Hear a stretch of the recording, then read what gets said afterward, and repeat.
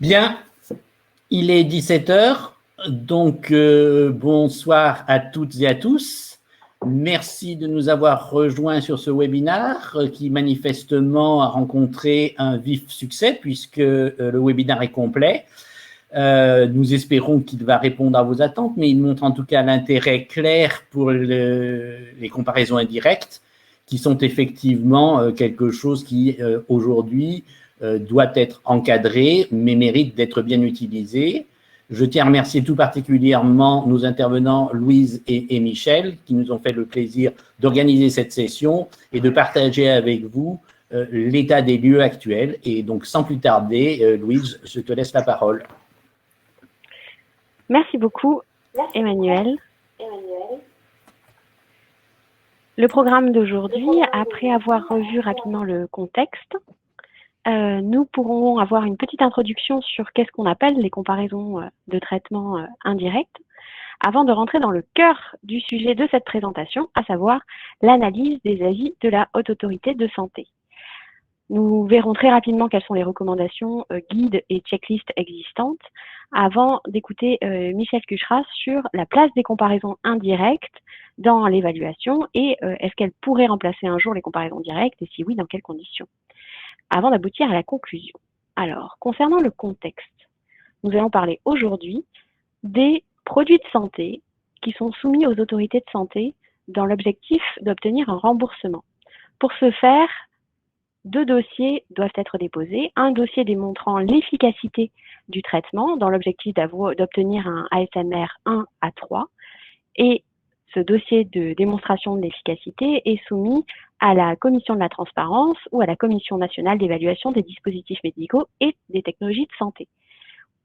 Il est nécessaire de démontrer le bénéfice clinique additionnel du produit de santé par rapport à l'ensemble des comparateurs pertinents. Le deuxième dossier concerne la démonstration de l'efficience dans l'objectif d'avoir un modèle coefficacité qui soit validé. La soumission est réalisée auprès de la CESP, la Commission évaluation économique et santé publique, et nécessite l'évaluation du ratio coût-efficacité contre l'ensemble des comparateurs, incluant ceux qui sont utilisés hors label, hors remboursement. On voit que pour ces 2 dossiers, il est nécessaire de démontrer une démonstration du bénéfice du traitement par rapport aux comparateurs, et ce en utilisant des essais 2 à 2 versus les comparateurs ou des comparaisons indirectes, car il est parfois non réaliste d'avoir des comparaisons 2 à 2 contre l'ensemble des comparateurs pertinents, pour plusieurs raisons. Une des raisons, c'est le nombre de comparateurs.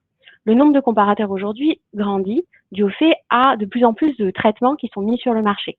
Donc, il est de plus en plus difficile de produire des essais cliniques 2 à 2 pour l'ensemble des traitements. Par exemple, de Kefrada, dans l'arthrite rhumatoïde, présente 21 comparateurs qui sont aujourd'hui traitements qui sont aujourd'hui disponibles. En moyenne, en rhumatologie, il y a 7 traitements disponibles, en dermatologie également, en amatologie 4, pour donner certains exemples. Un autre cas où il est aussi impossible d'avoir des comparaisons 2 à 2 par rapport à l'ensemble des comparateurs sont des cas assez spécifiques qui sont proposés dans la doctrine de la commission de transparence qui indique que l'absence de comparaison directe aux comparateurs cliniquement pertinents devra être justifiée par l'industriel et pourra être acceptée par l'ACT dans certaines conditions, telles que les développements concomitants des populations particulières pour lesquelles une extrapolation de l'efficacité peut être réalisée sur la base de données de pharmacocinétique ou des données de vie réelle, etc. En l'absence de comparaison directe, une comparaison indirecte, réalisée sur des bases méthodologiques définies et validées, peut être prise en compte. Les comparaisons indirectes ne sont pas réalisées, qui ne seraient pas réalisées selon ces méthodes, ne sont généralement pas considérées comme adaptées à la revendication d'une ASMR. En revanche, les nouvelles méthodes de comparaison indirecte peuvent être utilisées pour préciser le positionnement dans la stratégie thérapeutique, par exemple. L'absence de comparaison directe, alors que la CT estime qu'elle était possible, pourra conduire à une ASMR 5. Dans ce contexte, le ASMR pourra être considéré comme suffisant si une perte de chance peut être écartée.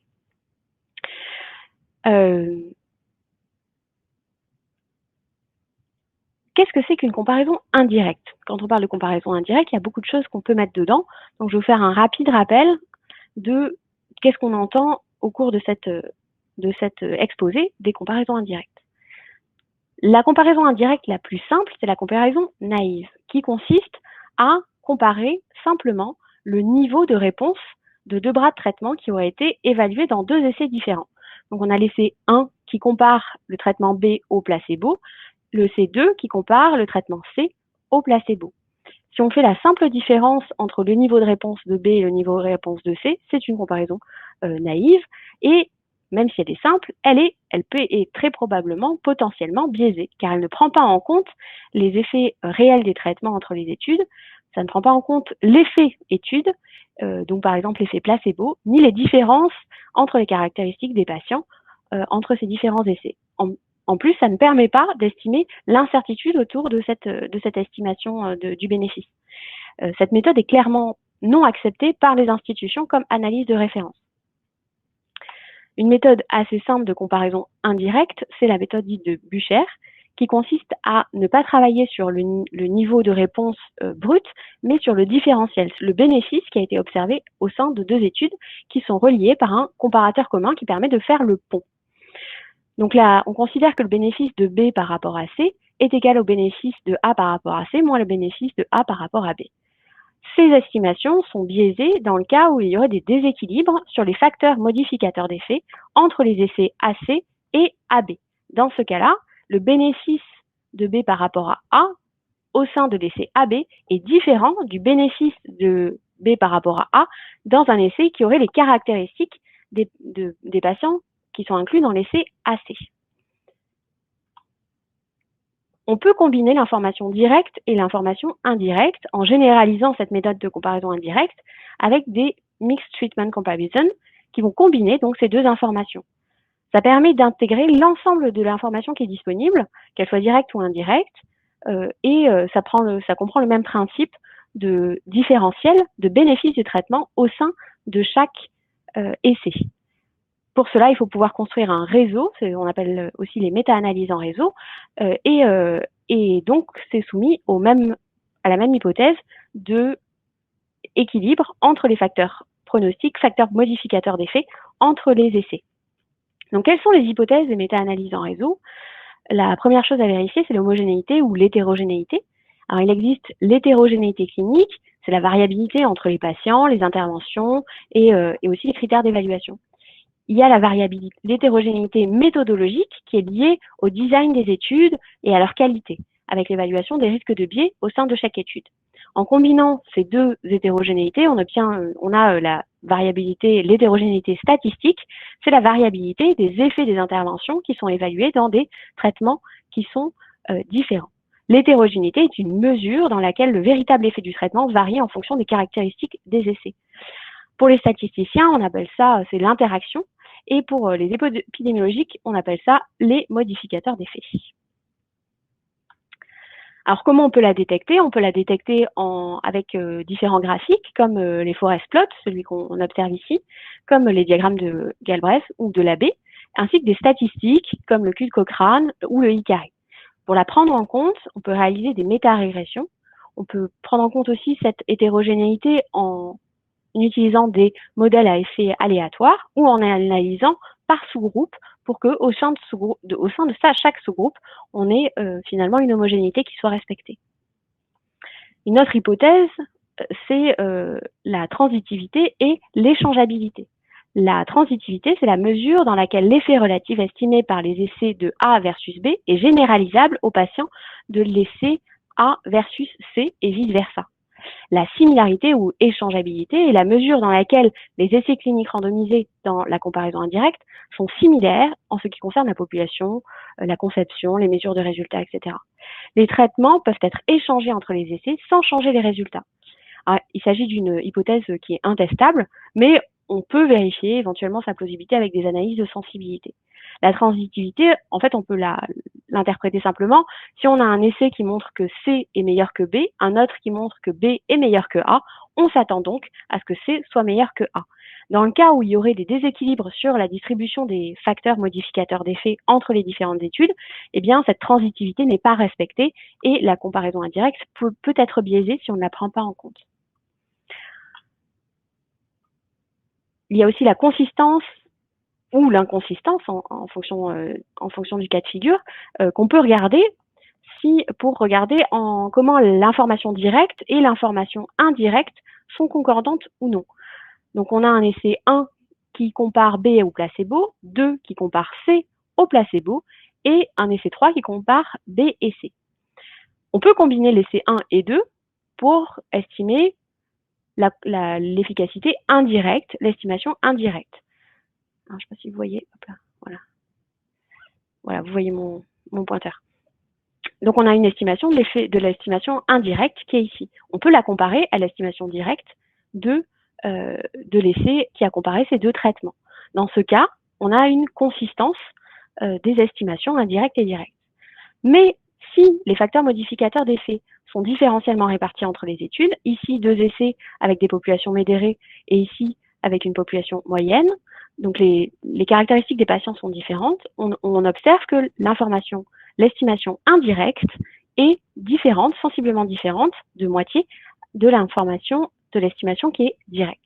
Donc on peut vérifier cette hypothèse de consistance ou inconsistance en comparant, lorsque c'est possible, quand il y a des boucles dans le réseau, cette hypothèse. Alors comment faire quand ces hypothèses d'hétérogénéité, transitivité, inconsistance ne sont pas respectées? Alors, il y a les méthodes, comme je disais, de régression, de métarégression ou d'analyse en sous-groupe, mais il y a aussi des méthodes d'ajustement. Donc une des méthodes alternatives est par exemple ce qu'on appelle la MAIC, la Matching Adjusted Indirect Comparison, qui consiste à ajuster les caractéristiques des patients entre les deux essais. Elle est adaptée dans ce cas où on a un bras de traitement pour lequel on n'a que les données agrégées, donc par exemple une publication, et un essai pour lequel on dispose des données individuelles. Le processus est en 4 étapes. La première étape est d'identifier les caractéristiques sur lesquelles il faut ajuster. Comment choisir ces caractéristiques? Sur élucidation d'experts, avec la revue de la littérature, avec des régressions sur les essais cliniques qui permettent d'évaluer les efficacités des traitements. Le principe est simple, on dispose des données individuelles donc agrégées pour l'étude A et individuelles, dans cet exemple illustratif, de 10 patients pour l'étude B. On peut calculer des poids, c'est un peu le même principe que les scores de propension, afin de donner plus de poids aux patients qui ressemblent beaucoup aux patients de l'étude A et très peu de poids aux patients qui ne ressemblent pas du tout aux patients de l'étude A. Donc ici, on a un patient, par exemple, qui a un poids de 0. Probablement que ces caractéristiques étaient en dehors des caractéristiques d'inclusion dans l'étude A. Lorsqu'on applique ces poids sur les caractéristiques des patients, on obtient en moyenne les mêmes caractéristiques entre l'étude A et l'étude B. Donc si on peut pondérer les caractéristiques baseline, on peut également pondérer les critères d'évaluation et ainsi comparer les deux résultats entre A et B.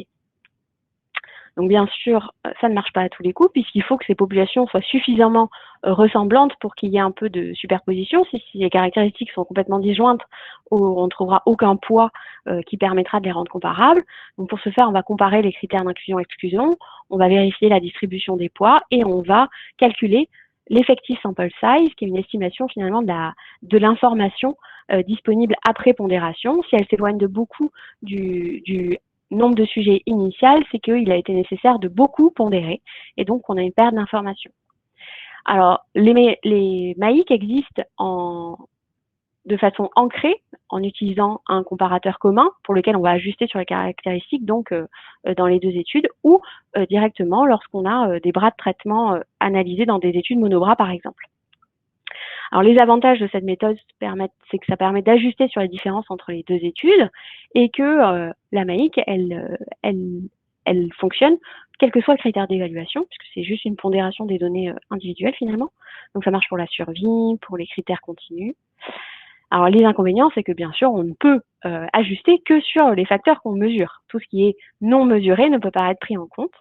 Et également, on ne peut ajuster que ce qui est commun entre les deux études. S'il y a des caractéristiques qui ne sont disponibles que dans une seule étude, on ne peut pas ajuster dessus. Alors, pour synthétiser un peu tout ça, finalement, le type de comparaison indirecte qu'on va réaliser dépend un peu des données disponibles. Si on a des essais randomisés 2 à 2 qu'on souhaite compiler, c'est des méta-analyses simples. Lorsqu'on a des comparaisons directes et indirectes dans un réseau, on peut construire des méta-analyses en réseau qu'on appelle aussi Mixed Treatment Comparison. Lorsqu'on n'a pas de comparaison directe, comme par exemple ici entre A et B, mais qu'il est possible de les connecter avec soit un, soit plusieurs comparateurs communs, on construit également une méta-analyse en réseau qu'on appelle Indirect Treatment Comparison. Dans les cas où il n'y aurait pas de comparaison directe, où le réseau serait déconnecté ou que les facteurs modificateurs d'effet sont déséquilibrés entre les études et qu'il n'est pas possible de faire les hypothèses de transitivité, d'échangeabilité, d'autres méthodes existent, comme par exemple la construction d'un comparateur externe, lorsqu'on dispose des données individuelles pour les différents bras de traitement, avec des méthodes d'appariement, d'ajustement, de pondération, en utilisant par exemple le score de propension. Lorsqu'on ne dispose des données individuelles que dans un des bras de traitement, c'est les Peerwise Adjusted Comparison, donc par exemple la MAIC, mais il y a aussi les STC, Simulated Treatment Comparison, et d'autres qui sont en cours de développement. Et on peut également faire des modèles plus compliqués, comme des réseaux de métarégression hiérarchique ou des méthodes bayésiennes. Comment ces méthodes sont évaluées aujourd'hui aux autorités de santé? Commençons par la commission de la transparence. Nous avons screené les avis qui ont été publiés de janvier 2015 à mai 2020 et nous en avons, après relecture et sélection indépendante par 2 reviewers, nous en avons extrait l'information pour 109 qui ont été sélectionnés. Alors ces 109 correspondent à 15% pour des évaluations de médicaments orphelins, dans 43% des cas pour un enregistrement, 22% une réévaluation, 19% une extension d'indication. Vous avez sur le graphique ici l'évolution du nombre de comparaisons indirectes du nombre d'avis présentant des comparaisons indirectes au cours du temps. Attention, 2020 est tronqué, on s'est arrêté en mai. Donc parmi ces 109 avis, cela consistait en fait à 160 comparaisons indirectes, puisque même si la majorité ne présentait qu'une comparaison indirecte, d'autres en présentaient plusieurs. La majorité, 57% des comparaisons, consistaient à des méta-analyses en réseau, 11% à des MAIC et 8% à des méthodes de Bucher. On s'est demandé également si ces comparaisons devaient être publiées ou non. Donc, dans 31% des cas, l'information était disponible. Ces comparaisons indirectes avaient fait l'objet de publication. 30% non, c'était des rapports ad hoc. Et pour 38%, c'était non défini dans l'avis. Comment ces comparaisons indirectes ont été reçues par la commission de la transparence? Eh bien, dans 62% des cas, elles n'ont pas été considérées comme preuve pour le bénéfice du traitement. Il s'agit de 51% des MAIC et de 89% des MAIC, par exemple, ou 51% des méta-analyses en réseau. Alors, qu'est-ce qui a été critiqué et quelles sont les limites de ces comparaisons pour qu'elles n'aient pas été considérées comme niveau de preuve suffisant dans l'évaluation des traitements? Commençons par les méta-analyses en réseau. Donc, on a vu 51% n'avaient pas été acceptées, et puis pour certaines, c'était pas clair est-ce qu'elles avaient participé ou pas à l'évaluation du bénéfice. En tout cas, dans 44% des cas où elles ont été acceptées, 23% ont quand même montré des limites. Des limites ont été formulées par les autorités de santé. Les principales limites qui ont été soulevées sont la qualité des études incluses et des comparateurs, la pertinence de la population cible, la richesse du réseau et l'hétérogénéité et les facteurs modificateurs d'effet. Concrètement, concernant la qualité des études incluses, il s'agissait de revoir la qualité des études dans le réseau. Donc, il a été soulevé des possibles biais de sélection ou de mesure. Par exemple, on peut prendre l'avis de Josir Messire, qui était indiqué que ces résultats doivent être interprétés avec prudence. La qualité méthodologique des études retenues a été jugée modérée.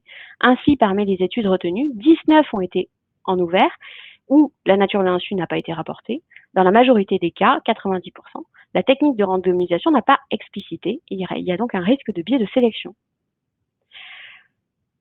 Concernant la pertinence de la population cible, la Commission de la transparence a noté des situations où les études incluses dans le réseau ne correspondaient pas exactement à la demande d'autorisation de mise sur le marché.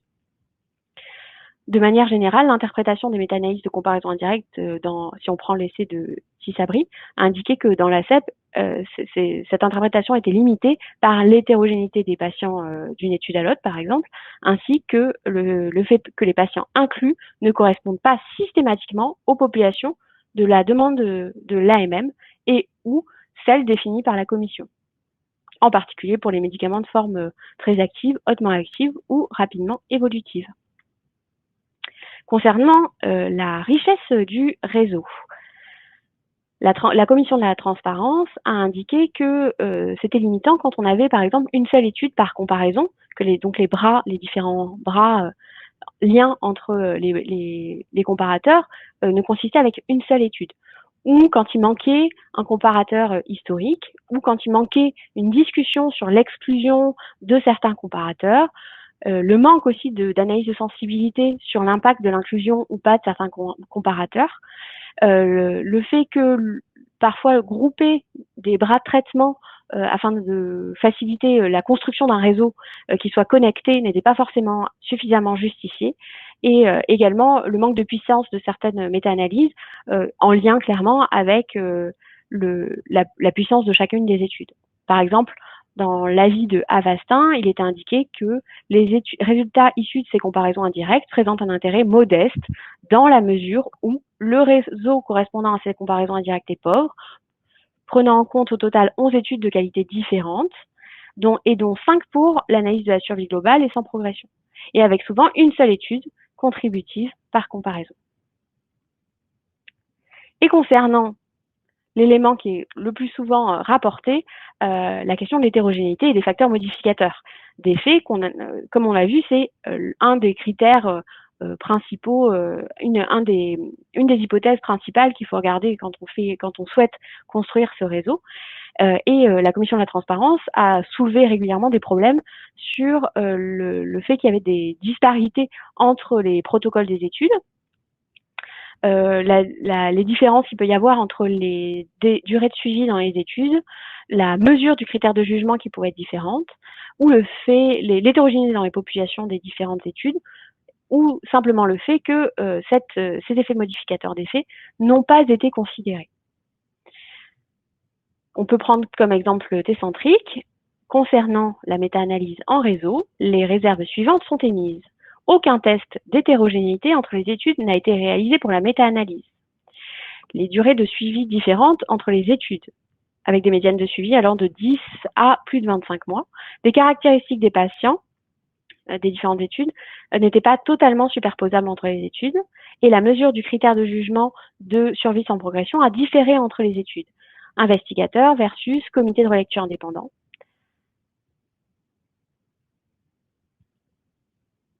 Voilà pour les méta-analyses en réseau. Si on regarde maintenant les aspects concernant les MAIC ou STC, sur les 19 MAIC qui ont été trouvés dans 16 avis, une seule a été acceptée par la Haute Autorité de Santé, et pour l'ensemble des MAIC, il a été indiqué que ces résultats de comparaison indirecte ne présentaient que un intérêt illustratif ou exploratoire.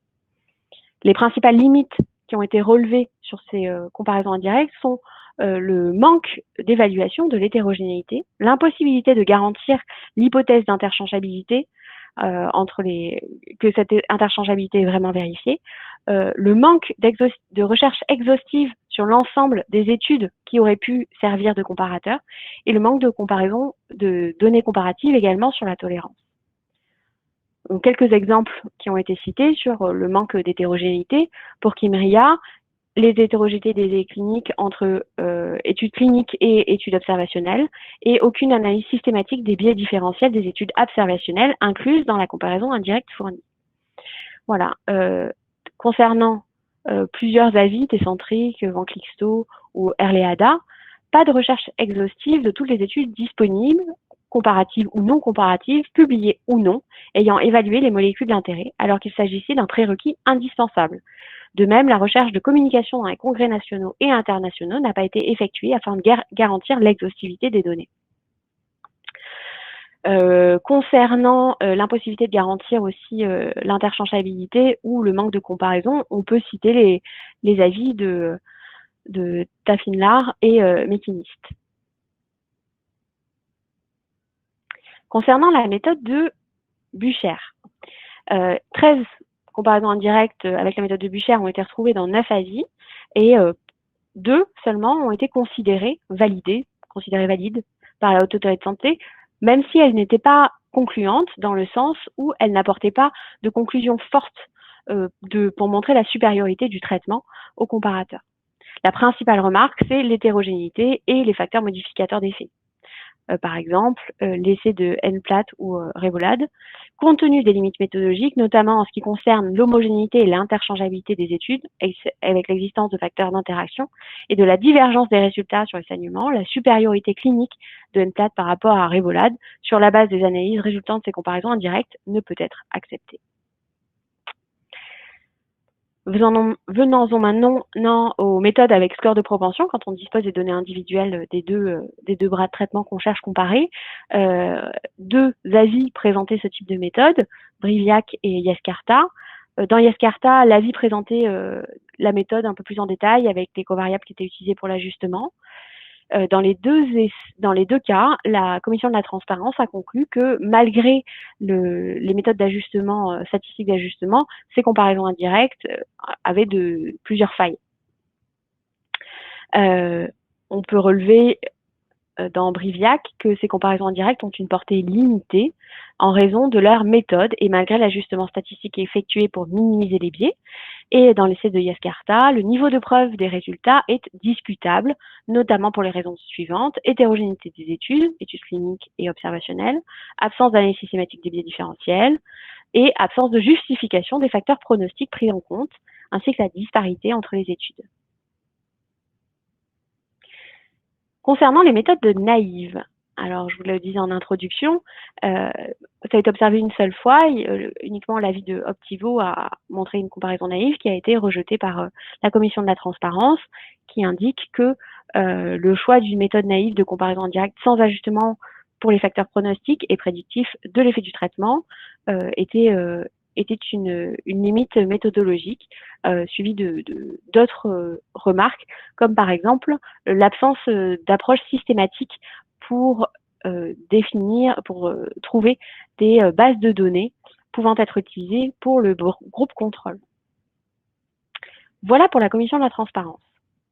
Regardons maintenant ce qu'en pense, ce que a indiqué dans les avis la CESP. Donc, nous avons effectué la même recherche entre janvier 2015 et mai 2020 et notre sélection a abouti à 66 avis à extraire. Alors, ces 66 avis, pour la plupart, ne présentaient qu'une seule des comparaisons indirectes. Alors, vous relevez ici qu'il y a 2 avis qu'on a laissés, même s'il n'y avait aucune comparaison indirecte. C'est par exemple Optivo, parce qu'il y avait un réseau en étoile, et je reviendrai dessus tout à l'heure, et Hilaris, car il y avait une justification de la non-faisabilité d'une comparaison indirecte. Sur ces 66 avis, cela correspond finalement à 89 comparaisons indirectes qui ont été analysées. 60% correspondaient à des méta-analyses en réseau, c'est très cohérent avec les dossiers de transparence, 9% à des MAIC et 8% à des méthodes de Bucher. Comment la CESP a considéré ces comparaisons indirectes? Eh bien, sur ces 89 comparaisons indirectes, 17% ont conduit à des réserves majeures. Un certain nombre également ont induit à des réserves importantes, mais seulement 17% ont été clairement rejetés. Donc, c'est pas la même définition de l'acceptabilité entre les 2 commissions. Donc, qu'est-ce qui a été limitant pour considérer ces comparaisons indirectes?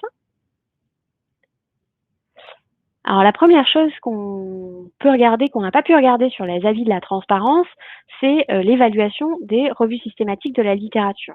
Comme les avis CESP sont un peu plus détaillés sur ces aspects-là, 62% des 66 avis mentionnaient la revue littérature qui est nécessaire pour la comparaison indirecte. La plupart des remarques concernaient l'absence de revue systématique quand elle était manquante, ou la non-exhaustivité de cette revue systématique, ou l'absence de certaines études pertinentes, et également le manque de description détaillée des études incluses. Donc on peut, pour n'en citer que deux, Lemtrada et Yervois, qui ont induit donc ces critiques sur les revues systématiques de la littérature n'ont entraîné que des réserves mineures à ce jour. Donc la HAS attend de la transparence sur ces revues systématiques de la littérature avec tous les détails nécessaires pour évaluer leur qualité.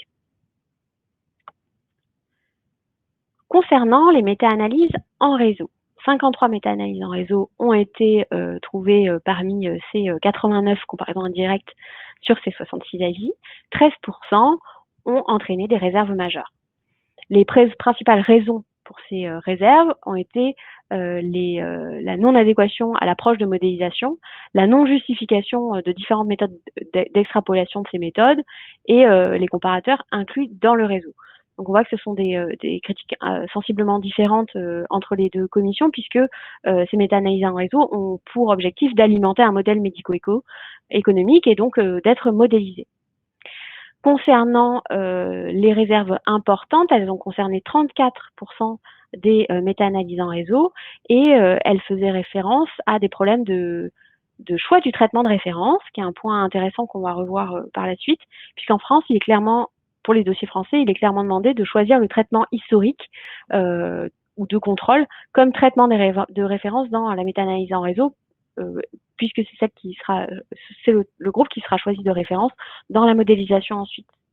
Les limites également de richesse du réseau, de qualité des données, avec l'utilisation de données fiables pour les populations ciblées, tout en évitant les biais de mesure ou de sélection, l'hétérogénéité entre les études et la présence de modificateurs d'effet, les biais potentiels d'estimation et les approches, les hypothèses de modélisation, avec ensuite les extrapolations des courbes de survie, par exemple.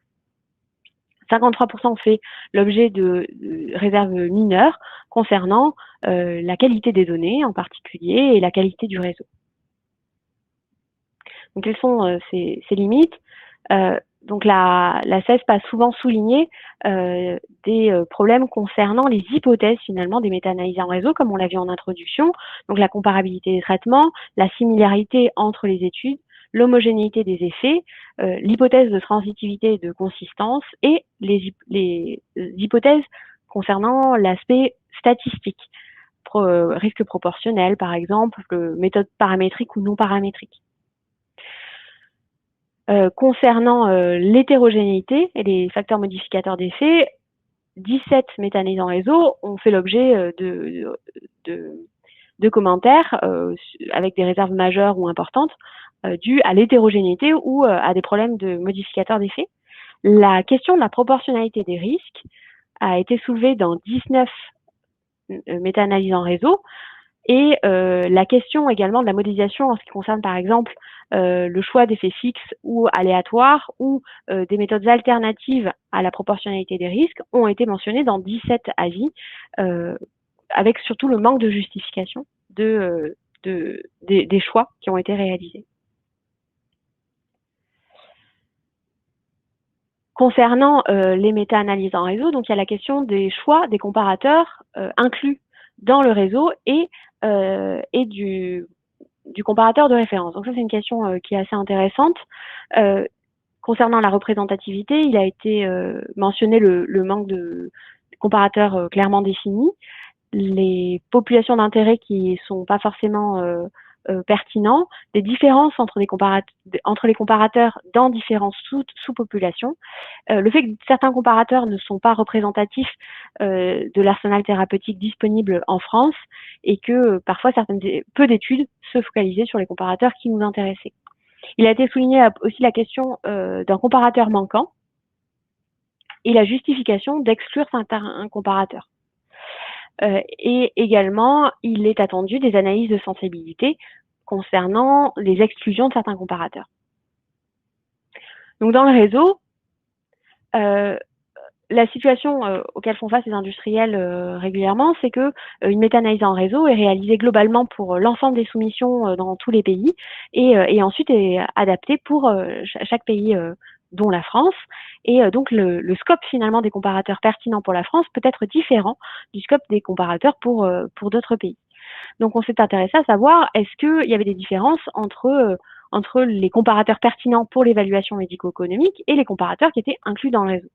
Donc 6 méta-analyses incluaient moins de comparateurs que l'analyse de référence d'évaluation médico-éco, 23 méta-analyses en incluaient plus, 2 il manquait certains comparateurs pertinents, et 7, il n'a pas pu être possible de le définir puisque l'information n'était pas disponible dans l'avis.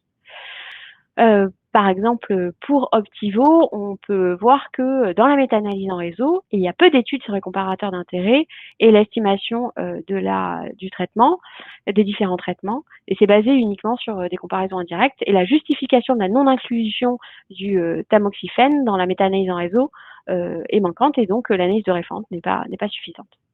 Alors, les commentaires concernant cette inclusion de comparateurs a concerné quand même 64% des méta-analyses en réseau, donc c'est quelque chose qu'il faut vraiment bien justifier. D'ailleurs, 26 ont fait l'objet de réserves concernant ces comparateurs inclus. Concernant les MAIC ou STC, 8 MAIC ont été soumises à ce jour, enfin depuis jusqu'à mai dernier, jusqu'à mai 2020, et elles ont fait l'objet de réserves, 3 de réserves majeures, 4 de réserves importantes et 3 de réserves mineures. Donc ne vous inquiétez pas, je sais compter, 3 plus 4 plus 3, ça fait plus, mais certaines MAIC ont fait l'objet de plusieurs réserves. Les principales réserves ont porté sur la construction d'une frontière d'effraiscience malgré des pseudo-populations différentes. Donc ça, c'est un point assez intéressant qui fait l'objet de nombreuses discussions, puisque la méta-analyse en réseau, la MAIC fait qu'on ajuste la population de l'essai à une haute population. Donc si on a plusieurs MAIC pour construire des différents comparateurs, finalement, elle s'intéresse à différentes pseudo-populations qui ont été construites. Donc ces pseudo-populations, est-ce qu'on peut ensuite construire une frontière d'efficience à partir de ça? Ça nécessite de justifier que les facteurs modificateurs d'effet sont répartis de façon à peu près similaire dans les différentes études, tout comme pour lier différents essais cliniques randomisés dans une méta-analyse en réseau, on doit justifier de cette comparabilité des caractéristiques cliniques qui pourraient être des facteurs d'interaction, modificateurs d'effet, comme on veut. Donc, cette démonstration doit être également réalisée lorsqu'on souhaite remettre ensemble tous les résultats de différentes MAIC. Alors, cela dit, c'est possible puisque il y a plusieurs cas où une MAIC a permis de relier un comparateur avec un réseau de méta-analyse en réseau, donc de construire une pseudo-étude clinique randomisée pour pouvoir analyser l'ensemble des comparateurs ensemble. Le deuxième point, c'est le niveau de preuve des études et la qualité d'information après l'ajustement, puisque cet ajustement, comme on l'a vu, on passe d'une taille d'étude à un effective sample size qui est forcément plus petit. On a une perte d'information et une augmentation de l'incertitude liée strictement à la méthode. Et donc, il y a une perte, un niveau de preuve qui peut être jugé insuffisant par les autorités. Concernant les méthodes de Bucher, 7 ont été trouvées dans 6 avis. Lorsque les méthodes de Bucher étaient dans 3 avis et elles étaient considérées en analyse principale, ça n'a pas fait l'objet de réserves majeures. Cependant, la CESP a émis plusieurs objections importantes, réserves importantes, 2 dans le cas d'analyse de référence et une analyse exploratoire, concernant la frontière d'efficience, les données disponibles et la validité de cette méthode. Par exemple, pour Unpatro, le choix de la méthode Bucher n'est pas justifié. Il résulte naturellement d'un manque de comparaison directe par le biais d'un essai commun inclus en les 2 comparateurs pertinents et seulement 2 traitements stratégie d'intérêt. Voilà. Donc, concernant, voyons, est-ce qu'il y a on a d'autres exemples comme Alaven ou Optivo. Concernant les autres types de comparaison. Alors, la comparaison naïve fait systématiquement l'objet d'une réserve majeure. D'ailleurs, c'est clairement indiqué dans le nouveau guide méthodologique à l'évaluation économique que les comparaisons indirectes naïves ne seront pas acceptées pour évaluer un effet relatif d'une intervention en analyse de référence. Concernant les méthodes par score de propension, lorsqu'on dispose des données individuelles dans les différents bras de traitement, l'utilisation de ces méthodes peut permettre justement d'empêcher une réserve majeure avec une évaluation qui est considérée comme suffisamment acceptable. Alors, il y a d'autres méthodes qui ont été évaluées aussi.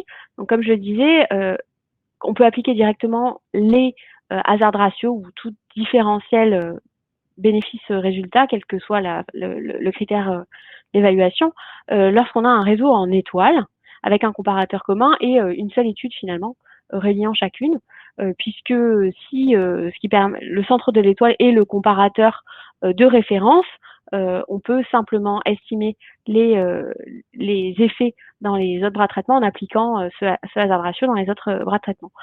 Seulement, tout comme pour la construction de n'importe quel réseau, même s'il n'y a pas de calcul statistique derrière, il faut quand même vérifier les hypothèses liées au fait de construire ce réseau en étoile, à savoir la similarité de ce comparateur commun et la comparabilité de ces études de ces populations entre ces différentes études.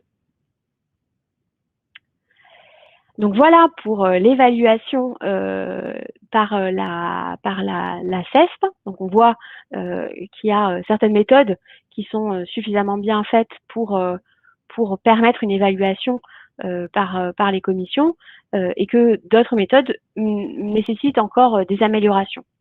Donc aujourd'hui, qu'est-ce qu'on sait de comment bien faire sa méta-analyse en réseau, sa comparaison indirecte de façon générale? Donc comme c'est indiqué dans la doctrine de la commission de la transparence, il faut suivre les guides.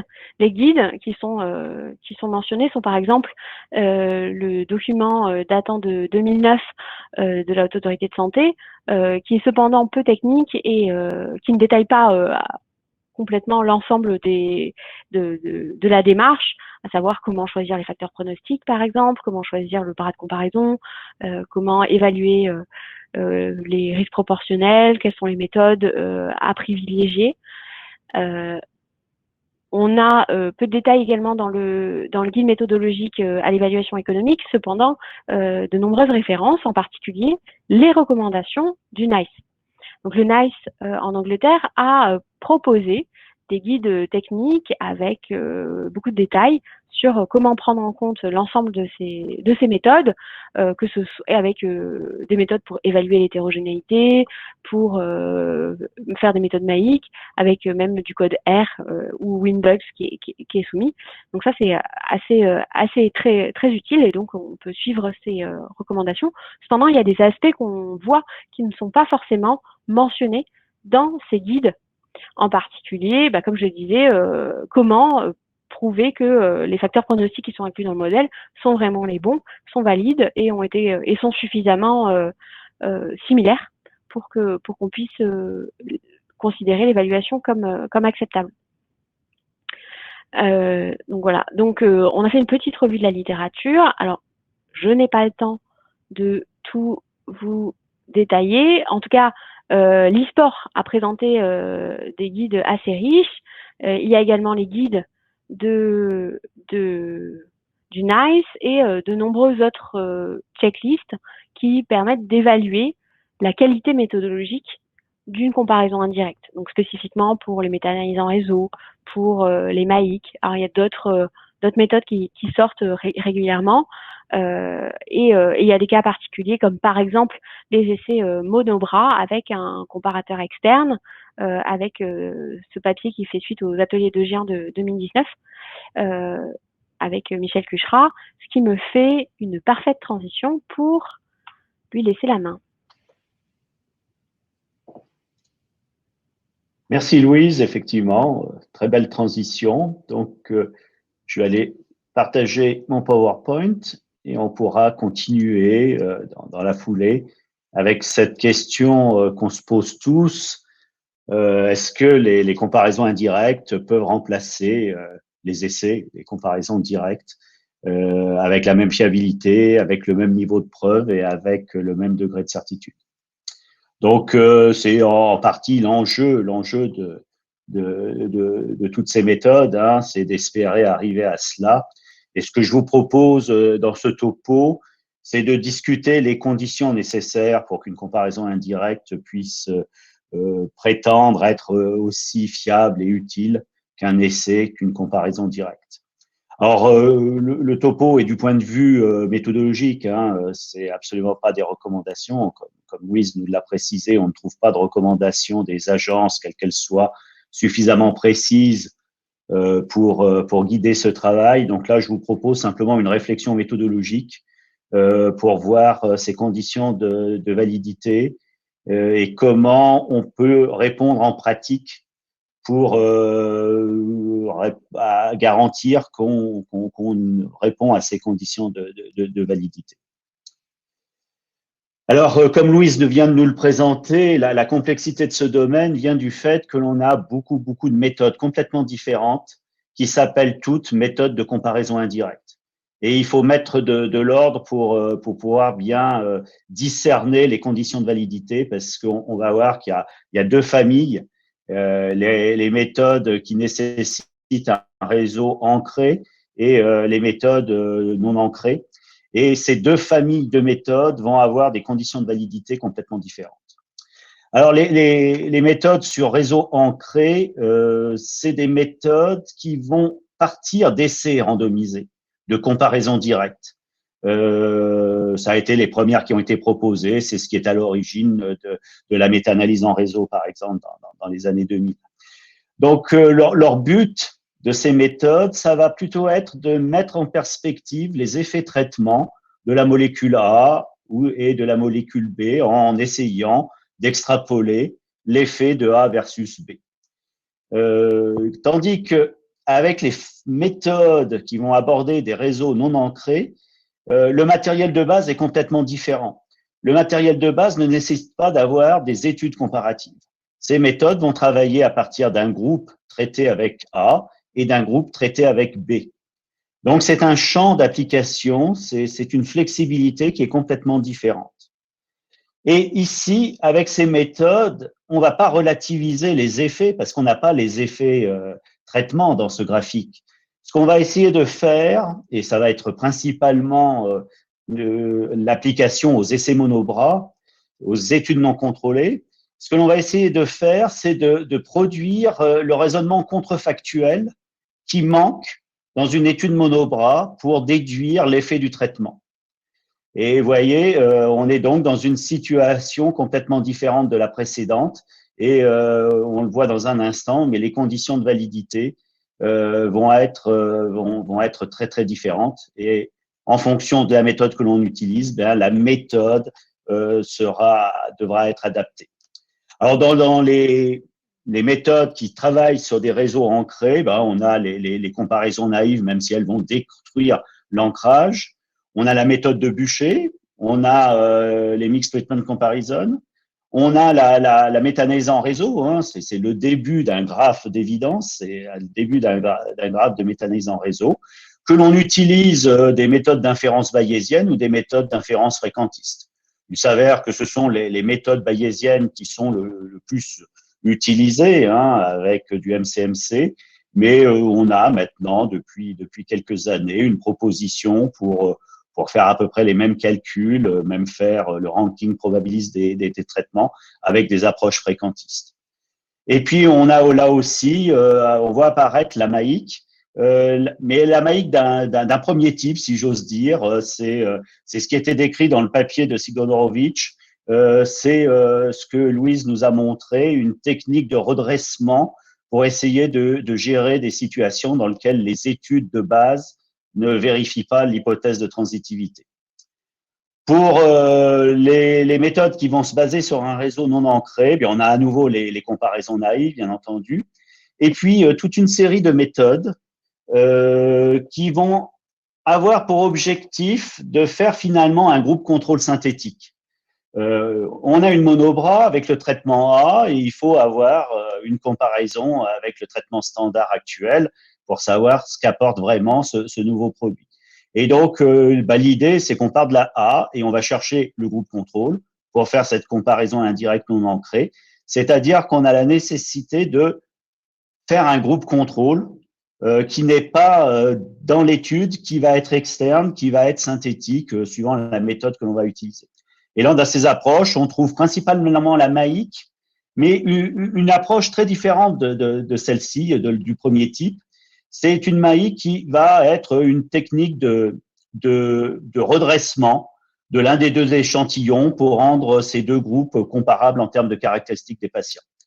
Alors, pourquoi ça porte le même nom? Parce que c'est dérivé du premier papier de Sigonorovitch, mais finalement, dans cette utilisation-là de la MAIC, la seule chose que l'on va exploiter de ce papier, c'est la possibilité de faire un score de propension alors qu'on n'a pas les données individuelles de part et d'autre, qu'on n'a pas les données individuelles pour les deux groupes, parce qu'effectivement, assez fréquemment, le groupe contrôle que l'on va utiliser pour refaire le raisonnement contrefactuel, ce groupe contrôle, on n'a pas les données individuelles, on n'a qu'une publication, on a les caractéristiques moyennes, écart-type des patients, et l'astuce vraiment de ce qu'il y a derrière la MAIC, c'est de pouvoir faire un score de propension avec la moitié des données et ensuite de faire une pondération avec ce score de propension. Donc voilà pourquoi ça explique qu'on trouve le terme MAIC dans les deux colonnes, bien que la philosophie et la méthode ne soient pas du tout la même et s'appliquent pas du tout à la même situation. Et puis, pour les réseaux non ancrés, finalement, quand on a les données individuelles pour les deux groupes, eh bien, on peut avoir à ce moment-là utilisé toutes les techniques des études observationnelles, toutes les techniques d'ajustement multivarié, score de propension, matching, etc. On va se retrouver avec deux cohortes, une exposée avec le traitement d'intérêt, une avec le traitement contrôle, potentiellement des différences sur les caractéristiques des patients. Et là, toute méthode standard, maintenant assez fréquente, est utilisable pour faire cette comparaison indirecte. Donc, vous voyez, derrière le terme comparaison indirecte, on a un univers et c'est même un peu dommage qu'on utilise toujours ce même terme pour désigner des choses aussi différentes et ça entraîne une certaine confusion dans les discours, dans les dialogues avec les agences, par exemple, ou avec son statisticien. Pour compliquer encore la situation, ces techniques de comparaison indirecte, on va les utiliser dans des tas de situations complètement différentes avec des objectifs différents. Leurs usages sont très variés et là aussi, les conditions de validité vont varier en fonction des usages. Pour faire simple, il y a principalement 3 utilisations de la comparaison indirecte. La première, c'est pour démontrer le bénéfice d'un nouveau traitement. Alors, j'utilise le terme démontrer pour insister qu'on est sur la recherche de preuves du bénéfice du même niveau que ce que l'on fait avec les essais randomisés pivotaux. Et souvent, pourquoi on va utiliser une comparaison indirecte pour démontrer un bénéfice? C'est qu'on a la nécessité de remplacer un essai randomisé qui n'a pas été fait. Et on va voir, c'est principalement la situation dans laquelle la phase 3 pivotale a été fait avec un traitement comparateur qui s'avère a posteriori ne plus être le standard de soins au moment où on a besoin de juger de la place de ce nouveau traitement dans la stratégie thérapeutique. Donc l'essai est entre guillemets caduc, il utilise un comparateur qui n'est plus optimal au moment de la décision, parce qu'il y a un produit autre qui a démontré son bénéfice avant la fin de la première étude. Et la question qui se pose, c'est mais alors que fait ce nouveau produit-là par rapport à celui qu'on vient juste d'introduire dans la stratégie thérapeutique, celui qui est devenu le traitement standard? On pourrait dire il faut refaire un essai randomisé en double aveugle par rapport à ce traitement standard, on remet tout à zéro et on repart pour 1-2 ans. On voit bien que c'est peu raisonnable cette attitude-là. Et pour répondre quand même de façon claire, avec un niveau de preuve satisfaisant, eh bien, on va s'orienter vers une comparaison indirecte pour essayer de déduire ce qu'aurait donné cet essai tête-à-tête qu'on va pas faire, nouveau par rapport au standard, au dernier standard introduit dans la stratégie thérapeutique. Donc là, vu qu'on est au niveau de démonstration, aussi bien pour l'AMM que pour la stratégie thérapeutique, l'accès au marché, on voit qu'on va être obligé d'assurer que la comparaison indirecte a une fiabilité similaire à celle d'un essai randomisé. Ensuite, on peut utiliser ces comparaisons indirectes et principalement les méta-analyses en réseau dans l'élaboration des recommandations de pratique. Très souvent, comme dans l'hypertension artérielle, de nombreuses classes pharmacologiques sont potentiellement utilisables. Dans chaque classe, il y a de nombreuses molécules. Ça, c'est le développement de tout cela. L'évaluation s'est étalée au cours du temps. Et bien entendu, on n'a jamais de comparaison directe de toutes ces molécules entre elles et même pas des classes entre elles. Pourtant, quand on est en train d'élaborer ces recommandations de pratique, il faut donner un schéma assez clair et on se dit, il y a peut-être des traitements qui sont plus efficaces que d'autres. Et pour optimiser la construction de ces recommandations de pratique, on a envie d'avoir quelque part la hiérarchisation de l'efficacité, de la tolérance de ces traitements. Hein, les deux vont être très importants, efficacité et tolérance. Et là, la méta-analyse en réseau, avec la possibilité à la fin de faire des matrices, des comparaisons 2 à 2 dans tous les sens, est extrêmement séduisante. On n'a pas d'essai à remplacer ici, on est simplement en train de mettre de l'ordre dans toute l'information qui a été produite au cours du temps pour mettre à plat cela et voir si on peut en tirer quelques enseignements pour optimiser les recommandations. Et puis la dernière utilisation très fréquente aussi, systématique en Angleterre par exemple avec le NICE, ces techniques, surtout de méta-analyse en réseau aussi, vont être nécessaires pour paramétriser le modèle médico-économique. Et là, il y a pas d'essai à remplacer non plus. On essaye d'exploiter au mieux l'information disponible pour relativiser les traitements, pour pouvoir les discerner à la fin en termes d'efficience par exemple. Et cette utilisation, vous voyez, est assez loin en termes d'exigence formelle de solidité des résultats, est assez loin de la première utilisation. Donc, ce que je vous propose maintenant, c'est qu'on essaye de discuter séparément ces situations pour essayer d'esquisser les conditions de validité, ce qu'il faut faire pour remplir ces conditions de validité, et donc pour essayer de remplacer une comparaison directe par des comparaisons indirectes.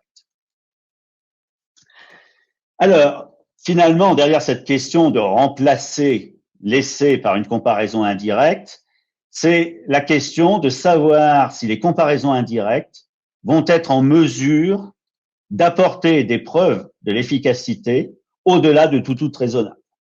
C'est le point fondamental et qui n'est pas statistique, qui n'est pas méthodologique. Jusqu'à présent, il y a un certain consensus pour dire que les traitements, avant de les utiliser en pratique, doivent apporter la preuve de leurs bénéfices, la preuve de leur balance bénéfice-risque. Et cela de manière quasi certaine, même si c'est inatteignable, cela au-delà de tout doute raisonnable. Donc, c'est devant cette exigence qu'a été construite la méthodologie de l'essai randomisé. L'essai randomisé, c'est pas imposé au début comme méthode naturelle pour évaluer les traitements. L'essai randomisé s'est imposé parce qu'il s'est avéré dans les années 50, dans les années 60, qu'il fallait faire tout comme cela pour avoir un certain degré de certitude et que toute autre approche était nettement moins fiable et posait des problèmes. Donc maintenant, quand on veut détrôner l'essai randomisé, eh bien, tant qu'on ne changera pas les règles du jeu, tant qu'on exigera encore d'avoir des preuves au-delà de tout raisonnable pour positionner un nouveau traitement dans la stratégie thérapeutique, il faut raisonner, est-ce que les comparaisons indirectes et à quelles conditions permettent d'apporter des preuves au-delà de tout raisonnable. Et c'est là qu'on va voir que c'est pas un problème entièrement statistique. Il n'y a pas que de la validité statistique, du bon usage, de modèles performants, de méthodes d'inférence performantes là-dessus. Il y a aussi une bonne dose de méthodologie. Et les critères de validité vont donc se répartir entre méthodes statistiques appropriées et méthodologie correcte de la mise en œuvre de ces méthodes statistiques. D'une façon très générale, les limites des comparaisons indirectes sont de plusieurs niveaux. La première, c'est qu'on est déjà sur des techniques, sur une philosophie qui est d'une philosophie d'extrapolation. On voit bien que quand, dans la méta-analyse en réseau, on veut faire A versus B, alors qu'il n'y a eu aucun essai qui a comparé A versus B, on n'est pas en train d'analyser des données de comparaison de A versus B. On veut les recréer, on veut les extrapoler le résultat à partir de données, laisser A versus un pivot, laisser B versus le même pivot. On veut extrapoler ça à partir de données qui ont été faites, amassées pour toute autre chose. Donc déjà, on voit qu'on pourra peut-être avoir des problèmes de puissance. On est vraiment sur un problème d'extrapolation, on n'est pas sur un problème d'analyse. Et déjà, en statistique, de manière très conceptuelle, on sait que nos techniques sont plus performantes en interpolation, en modélisation, qu'en extrapolation en dehors des champs où les datas ont été recueillis. Et donc, cette limite va être constante dans toutes ces approches-là. Ensuite, dans 99% des cas, ces comparaisons indirectes vont être réalisées de manière rétrospective. Lorsque les essais pivotaux ont été réalisés, lorsque l'essai monobras a été réalisé. Et on sait très bien que les démarches rétrospectives exposent à un risque, c'est que si on a un petit peu de choix dans le matériel à utiliser pour faire la comparaison indirecte, si on a un petit peu de choix dans la méthode et les hyperparamètres de la méthode, eh bien, on ne pourra jamais garantir que le résultat que l'on va produire n'a pas été soigneusement peaufiné en faisant des choix appropriés d'études, de groupes contrôle, d'hyperparamètres pour obtenir justement ce résultat-là. Dans les approches rétrospectives, le problème, c'est que la sélection ou l'exclusion des études peuvent être drivées entièrement par les résultats que cela produit. Et on peut rajouter une certaine dose de p-hacking. Le seul moyen de lever ces limites liées à l'approche rétrospective, ça va être d'être en prospectif, en validation prospective, d'imaginer les comparaisons indirectes en amont de la récolte des informations. C'est possible, mais ça change un peu de philosophie de la façon dont on procède. Ensuite, comme nous l'a rappelé Louise, il y a des conditions techniques, des hypothèses, des méthodes statistiques, et ces conditions-là, ces hypothèses de validité sont différentes suivant qu'on fait des comparaisons indirectes ancrées ou des comparaisons indirectes non ancrées. Pour les techniques ancrées, la seule condition de validité, c'est que les données remplissent, vérifient l'hypothèse de transitivité, cette hypothèse d'échangeabilité. Finalement, c'est la seule. On n'a pas besoin que les études soient comparables en termes de facteurs pronostiques. On a seulement besoin que les études sont comparables en termes de facteurs modifiant l'effet des traitements. Bien entendu, vu qu'on est dépendant d'études, il y a une propagation des biais. Ces techniques vont être garbage in, garbage out, comme toute méta-analyse. Donc, si on a à l'origine, dans notre méta-analyse en réseau, des études qui ont un biais de sélection, qui ont un biais d'attrition, eh bien, effectivement, le résultat final aura la répercussion de ces biais. Actuellement, on a des méthodes pour quantifier l'influence des études de plus faible niveau, de plus haut risque de biais dans le résultat final des méta-analyses en réseau, et cela peut aider à se sortir de situations dans lesquelles une ou deux études ne sont pas d'une qualité méthodologique exemplaire. Pour les comparaisons indirectes non ancrées, celles qu'on va plutôt faire avec les études monobras, eh bien là, la condition de validité est tout autre, et c'est l'absence de facteurs de confusion. Ces comparaisons non ancrées, où on va avoir un groupe différent de l'autre groupe, expose au fait que les patients sont pas les mêmes, qu'ils n'aient pas le même pronostic, et que donc finalement la différence de outcome que l'on voit entre ces deux groupes, c'est pas une différence de ce qu'apportent les deux traitements, c'est une différence simplement des patients constitutifs de ces groupes. C'est ce qui d'emblée invalide les comparaisons naïves, parce que dans les comparaisons naïves, on fait par principe aucun ajustement. Donc dans les comparaisons indirectes non ancrées, eh bien on a ce problème-là, et on va voir qu'il est indispensable de mettre en œuvre une méthode qui permet d'évacuer ce problème du biais de confusion. Et puis bien entendu, on a aussi tous les autres biais qui peuvent affecter des comparaisons. Alors là, c'est plus le biais des études elles-mêmes, parce que on compare le groupe A avec le groupe B, donc est-ce que c'est le même critère de jugement? Autrement, on peut avoir un biais de mesure différentiel. Est-ce que l'attrition n'a pas favorisé les résultats d'un groupe et de l'autre, etc. Et là, on rejoint la discussion des biais des études observationnelles. Et d'ailleurs, le contrôle du biais de confusion, c'est le point central aussi des études observationnelles.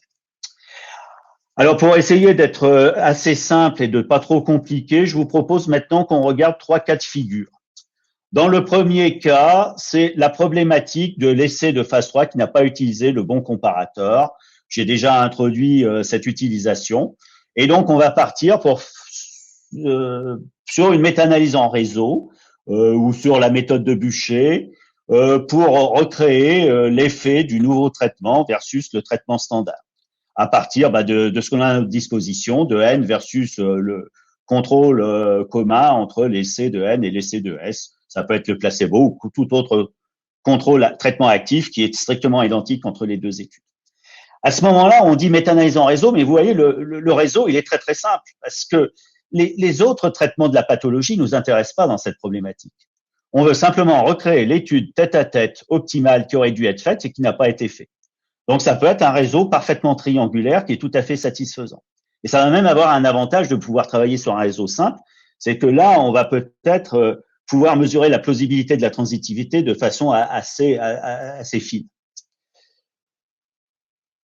Il y aura 2 conditions de validité de ce travail. Donc, tout ce qui tourne autour de l'aspect rétrospectif de la manip.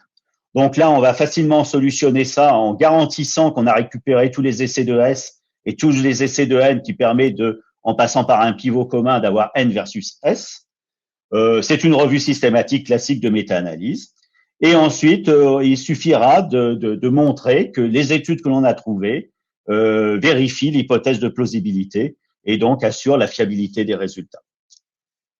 Donc, cette transitivité, je ne vais pas revenir dessus, on en a déjà longuement discuté, hein, donc c'est l'échangeabilité entre les essais, des traitements entre les essais. On n'a pas de test qui permet statistiquement de mesurer un degré d'écart à une hypothèse de transitivité. Contrairement à ce que l'on a, par exemple, en méta-analyse classique avec le I carré, le taux carré, qui sont des mesures du degré d'hétérogénéité. Ici, on n'a pas de test, donc comment garantir qu'on est dans une situation où l'hypothèse de transitivité est vérifiée? Eh bien, on va passer par une évaluation de la plausibilité de cette transitivité. Et c'est un problème de modificateur d'effet. C'est pas un problème des caractéristiques des patients en termes de variables pronostiques. C'est purement en termes de ces variables qu'on connaît en général très mal, de modification de l'effet. Et là, il y a 2 cas de figure. On arrive à montrer qu'il n'y a pas de modificateur de l'effet. Donc là, l'hypothèse de transitivité, elle est implicite, même si les patients sont pas les mêmes entre les études, vu qu'ils vont différer ces essais sur des caractéristiques patients qui n'influent pas l'effet du traitement, donc on a l'échangeabilité.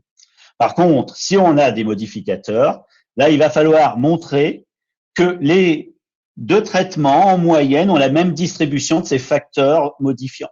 Alors, pourquoi on dit en moyenne? Parce que peut-être qu'on a plusieurs essais de N, plusieurs essais de S, et bien sûr, comme on fera une méta-analyse, ce qu'il faut, c'est que le pooling des essais de N ait la même distribution des modificateurs d'effet que le pooling des essais de S.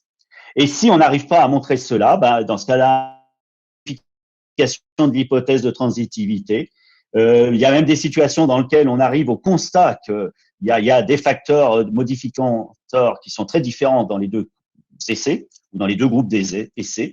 Et là, la solution, ça va être de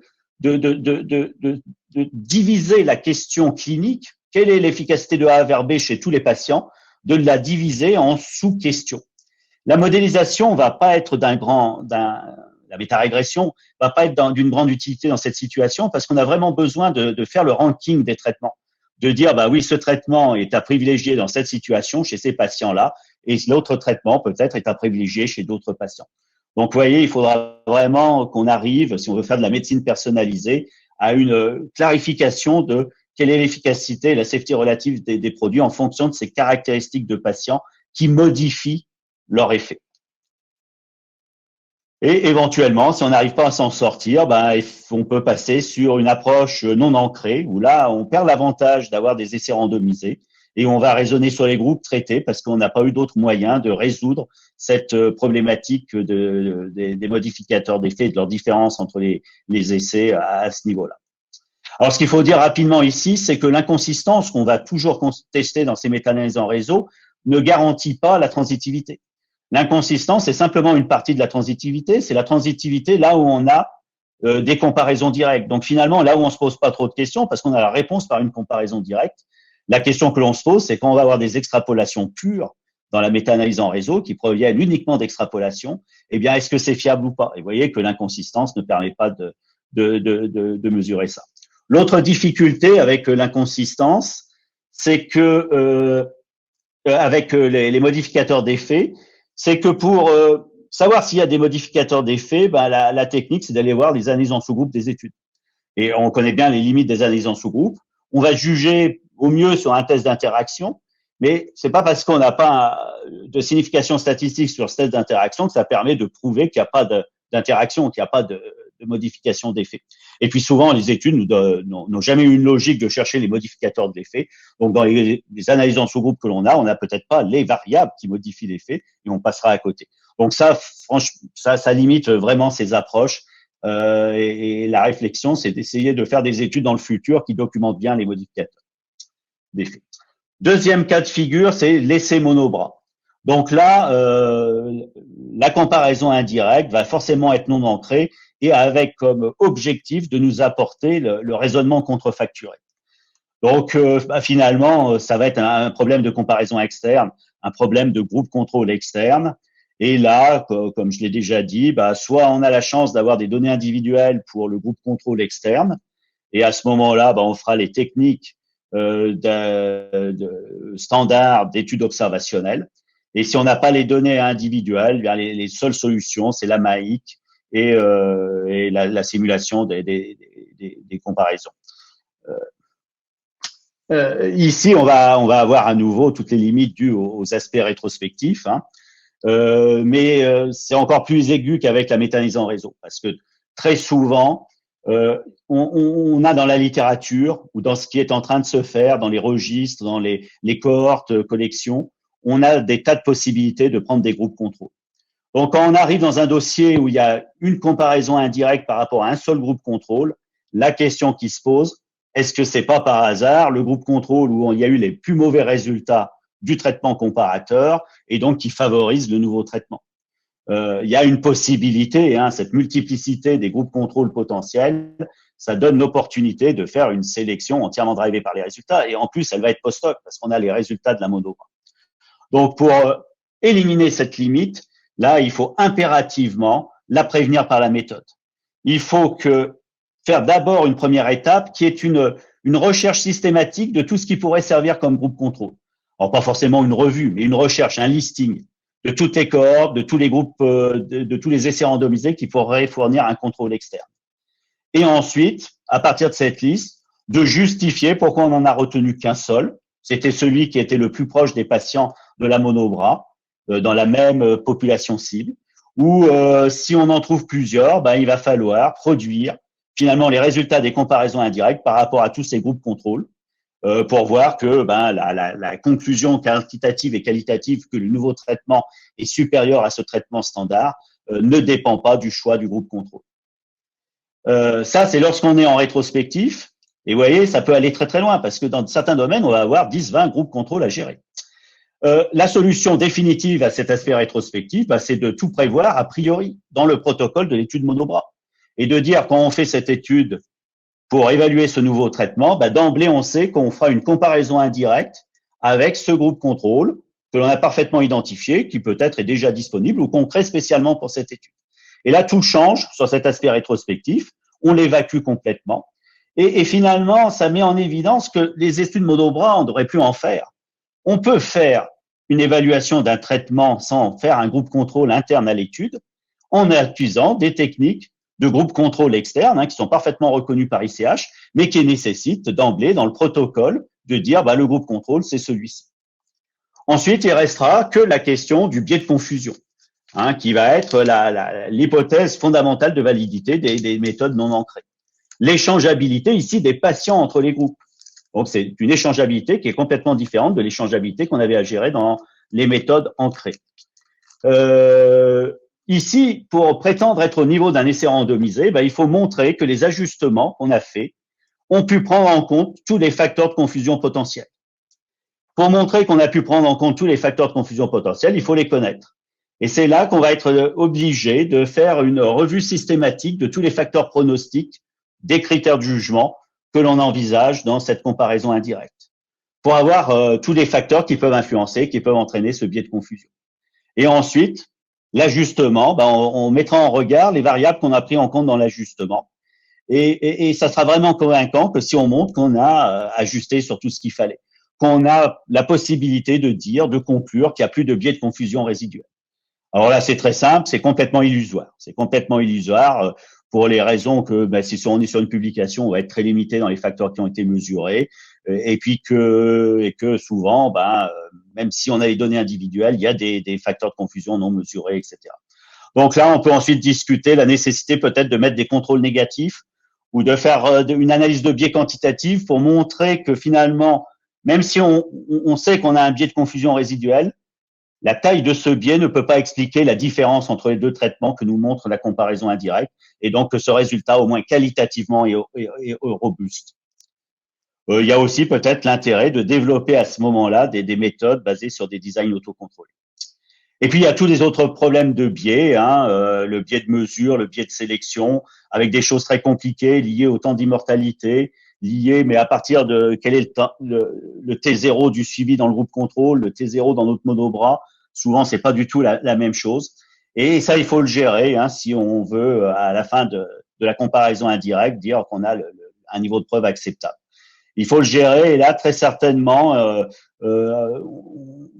vu qu'on fait de l'observationnel standard maintenant, on va s'orienter peut-être vers le design d'émulation de l'essai cible, ou alors sur la construction d'un groupe contrôle ad hoc qu'on fait spécialement pour cette manip-là, en attendant que le produit, par exemple, arrive au stade de l'évaluation clinique, pendant qu'il est encore en préclinique.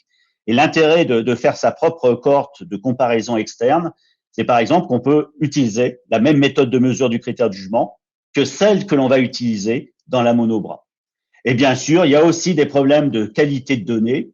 Quand on va sur une étude cohorte, un registre académique, par exemple, on sait très bien qu'il n'y a pas eu de retour au dossier source, de validation des données, etc. C'est à discuter.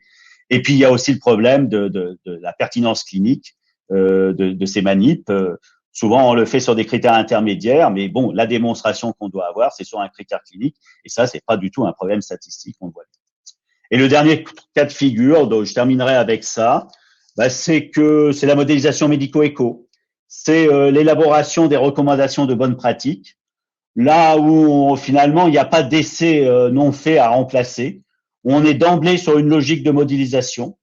Les conditions de validité sont les mêmes, mais comme on est sur une logique de modélisation, exploiter au mieux ce qu'on a à notre disposition, eh bien, les exigences en termes de méthode, de validité sont moins contraignantes.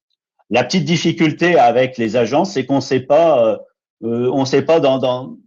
jusqu'où on peut descendre, en quoi ces méthodes, les exigences de validation de ces hypothèses peuvent être dégradées ou tempérées. Voilà. Donc, vous voyez, pour terminer, en deux mots, des cas de figure qui sont très différents et qui va nécessiter pour produire des résultats de comparaison indirecte valides à même de remplacer des essais thérapeutiques, eh bien, des raisonnements et des mises en œuvre de méthodes complètement différentes, mais qui, dans tous les cas, sont très exigeantes et pas simples à mettre. Et souvent, on arrive au constat, on aurait mieux fait de faire un essai randomisé, ça aurait été plus simple, plus rapide. Mais bon, ça, c'est une autre discussion. Je vais m'arrêter ici pour laisser le temps justement à cette discussion. Merci beaucoup.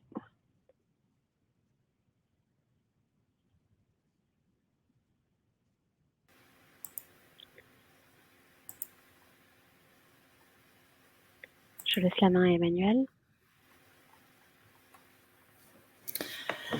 Bien, bien, merci Louise, merci Michel. Donc effectivement, je pense que tout le monde est d'accord que c'est effectivement un outil extrêmement intéressant et puissant, mais qui nécessite effectivement de bonnes définitions pour être bien, je dirais, bien accepté et bien utilisé.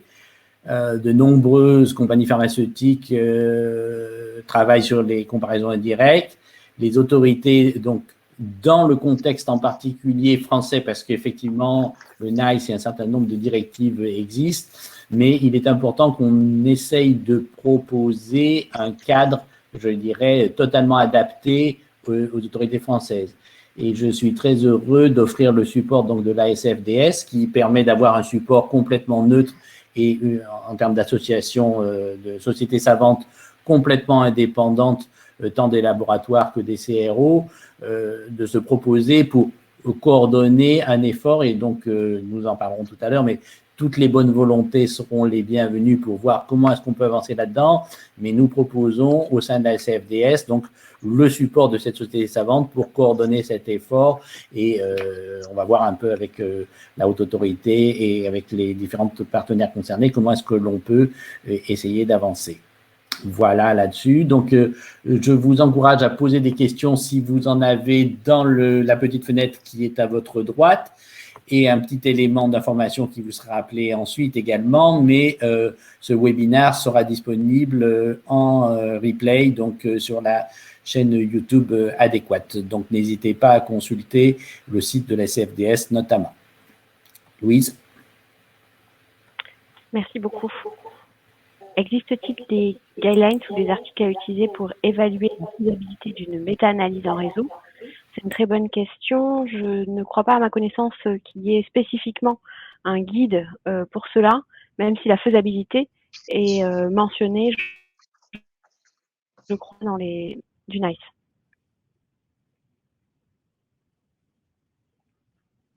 Oui, exactement.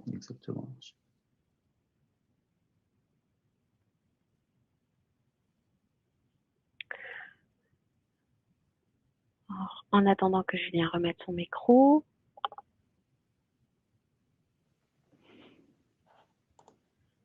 Voyons les questions qui ont fait l'objet. Est-ce que vous m'entendez? Oui, ça y est. Ah, excusez-moi, j'ai un problème de micro. Bon, bonjour à tous. Désolé pour ce petit problème technique. Donc, vous avez répondu du coup à la première question, parce que du coup, j'avais été coupé pendant 2 minutes. Donc, la première, c'était sur les SMR de niveau 1. Ça a été répondu du coup? Non, alors. Ah, d'accord. Alors, la plus votée, c'était la question, est-ce qu'il y a eu des ASMR de niveau 1, 2 ou 3 obtenus sur la base de comparaison indirecte? À ma connaissance de la revue que nous avons faite, non. Yescarta a obtenu une ASMR de niveau 3, mais pas sur la base de la comparaison indirecte à ce qu'on comprend de l'Asie. D'accord. Par exemple.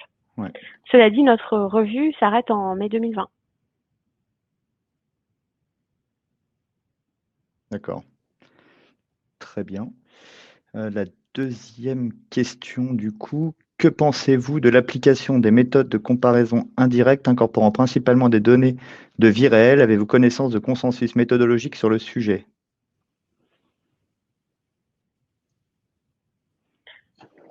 Peut-être Michel aurait plus d'éléments que moi. Alors, effectivement, souvent, quand on est, par exemple, dans des comparaisons non ancrées pour une étude monobras, on va aller chercher une cohorte. Donc, ça répond un peu à la définition des données de vie réelle. Ça change rien finalement. Ensuite, ça va simplement être la possibilité de faire les ajustements que j'ai évoqués et ce niveau ultime d'ajustement pour pouvoir démontrer les résultats. Le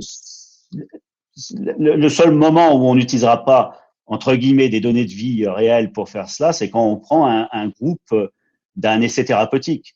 Par exemple, le traitement standard. Le traitement standard a été évalué dans un essai randomisé versus le placebo, pour faire simple. Ce nouveau traitement est évalué dans une monobras. Eh bien, on peut faire la comparaison indirecte entre la monobras et le groupe traité de l'essai qui a validé le traitement standard.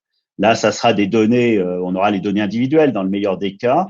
Et bon, on les étiquetera pas données de la vraie vie, mais ça reviendra au même. Alors après, on peut faire aussi si le produit est déjà enregistré et si le produit est déjà utilisé dans l'indication que l'on peut valider, à ce moment-là, on fait même pas de monobras, on va avoir dans les données de vraie vie la comparaison entre les deux. Mais dans ce cas, on est dans une approche purement observationnelle. Okay. Très bien, parfait. Question suivante du coup de David Perrol. Michel, du coup, qui vous est destiné. Peux-tu, STP, revenir sur le concept de prévoir la comparaison indirecte a priori dans le protocole avec le groupe contrôle qui doit être défini? Oui, c'est fondamental. Hein. Je pense que c'est de par cette voie-là qu'on pourra à un moment donné avoir un haut niveau de preuve avec les essais monobras. Les limites de l'aspect rétrospectif sont redoutables. Donc c'est ce qu'on a discuté dans la table ronde de juin. Et l'alternative au monobras, c'est de tout prévoir dans un protocole. C'est-à-dire que le développement se dit, ben oui, on va pas faire un groupe contrôle contemporain. On va recueillir que des nouvelles données avec notre traitement. Et il est la comparaison pour déterminer l'efficacité et la safety de notre produit. Eh bien, on fera une comparaison avec ces données-là. En faisant ces ajustements-là, on aura déjà anticipé et en utilisant telle méthode de mesure. Quand on a prévu au protocole le groupe contrôle, dans la monobras prospective que l'on fait, on peut choisir la même définition du critère de jugement et la même méthode de mesure. Donc, in fine, on va se retrouver dans un cadre où on est dans la même rigueur qu'un essai contrôlé, où on pourra évacuer le biais de sélection, les T0, on va tout faire pour qu'ils soient synchrones. On va pouvoir évacuer le biais de mesure. On va pouvoir évacuer, on l'espère, le biais d'attrition. Il ne restera plus que le problème de la confusion, mais qu'on aura aussi anticipé. On sera donné le temps et dans la monobras, on recueillera au moins les variables qui sont tous les facteurs pronostiques du critère de jugement. Et on ne se retrouvera pas, au moins pour cette partie-là, avec le constat de dire, bah tiens, on n'a pas ce qu'il faut. Et voilà, mais ça change la philosophie et c'est à faire au niveau du global et de faire au moment où on planifie le développement. La monobras, c'est une ineptie méthodologique quand on se pose la question de l'effet du traitement. On ne peut pas avoir l'effet du traitement si on n'a qu'un seul groupe. Il faut le raisonnement contrefactuel et voilà une solution, si ce n'est la solution. Si je puis me permettre une question à ce propos, que se passe-t-il si on découvre une source de données encore plus pertinente et voire contemporaine plus tard? C'est-à-dire que dans le protocole, on prévoit tel comparateur historique, qui sont des données qui, à la fin de l'étude, commenceront à dater au final. Est-ce qu'il est envisageable de changer, de faire un amendement pour dire, en fait, il y a cet essai qui est plus contemporain et du coup qui concerne des traitements qui sont plus d'usage aujourd'hui et on change pour prendre ce traitement-là? Alors tout à fait. Si on a cette notion avant la fin de l'étude monobras et qu'on peut démontrer qu'on fera ce changement indépendamment des résultats, c'est tout à fait acceptable. Et si on découvre cette nouvelle cohorte historique après la fin de l'étude, ben ça devient une analyse de sensibilité, ça devient une mise en perspective. Et on se retrouve dans le cas un petit peu rétrospectif. Mais quand on fait un essai randomisé, on choisit bien le groupe contrôle d'emblée, donc on est à peu près sur les mêmes contraintes. Et ça évacue vraiment le problème du rétrospectif et ça augmente la faisabilité de ces techniques pointues grandement. Ce qui se fait, par exemple, dans certaines maladies rares ou en pédiatrie, c'est ce que j'évoquais tout à l'heure. On n'est pas tout à fait prêt à avoir les autorisations pour faire l'expérimentation chez l'humain. Chez l'humain de la nouvelle molécule. Mais on peut commencer à recruter des investigateurs, des centres, qui rentrent des patients dans une étude observationnelle, qui sera le groupe contrôle juste décalé dans le temps, qui nous servira quand on aura le produit et qu'on commencera à faire l'étude monobras. Et vous maîtrisez tout le processus.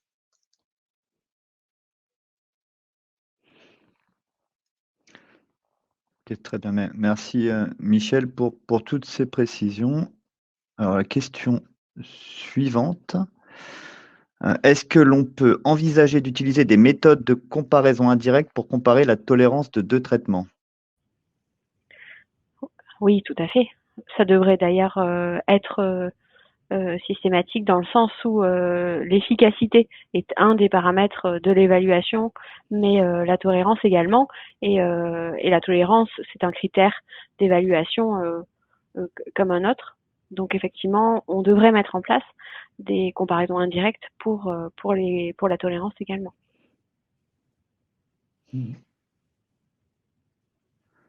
Très bien, merci Louise. Donc, une impulsion plus grande dans la mise à disposition et le partage des données individuelles des essais ne permettrait-elle pas d'améliorer la précision des analyses de comparaison indirecte? Très certainement, il y a beaucoup d'avantages à disposer des données individuelles dans les bras de traitement. Alors, en tant que statisticienne, je peux vous parler des méthodes d'analyse où on va mieux pouvoir ajuster et également on va pouvoir, à partir des données individuelles, recalculer éventuellement des critères ou des covariables qui auraient été calculés différemment. Donc, c'est un des avantages de disposer des données individuelles. Si par exemple il y a des modalités d'une variable à l'inclusion qui aurait été poolée dans la publication, on peut recalculer différemment. Il y a aussi d'autres aspects comme la prise en charge et la prise en compte des données manquantes au niveau individuel qui est améliorée avec la disponibilité des données. Après, la grande question donc de partage de données, je pense que ça touche à d'autres questions avec le consentement du patient, avec d'autres questions qui dépassent ces questionnements statistiques et méthodologiques. Mais oui, la qualité de l'évaluation, de la comparaison indirecte est améliorée quand on dispose des données individuelles, effectivement.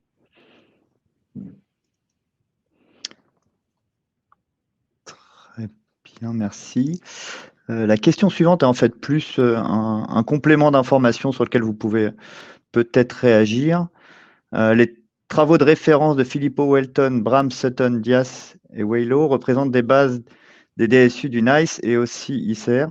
Les recommandations actuelles de la HAS, la CESP notamment, ne présentent pas des détails techniques, mais sont compatibles avec celles du NICE. Est-ce Tout à fait. Louise, oui, tu l'as. Ok.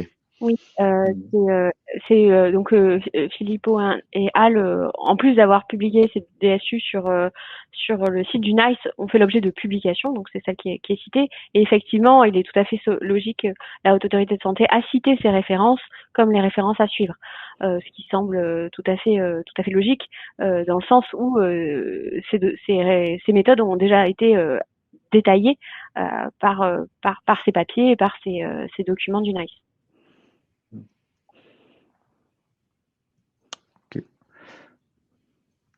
Parfait, merci Louise. Ensuite, nous avons une question d'Emeric. Existe-t-il une étude médicament ayant été évaluée avec une étude monobras, avec une comparaison à une cohorte prévue au protocole? Si oui, comment la HAS a évalué cette méthode?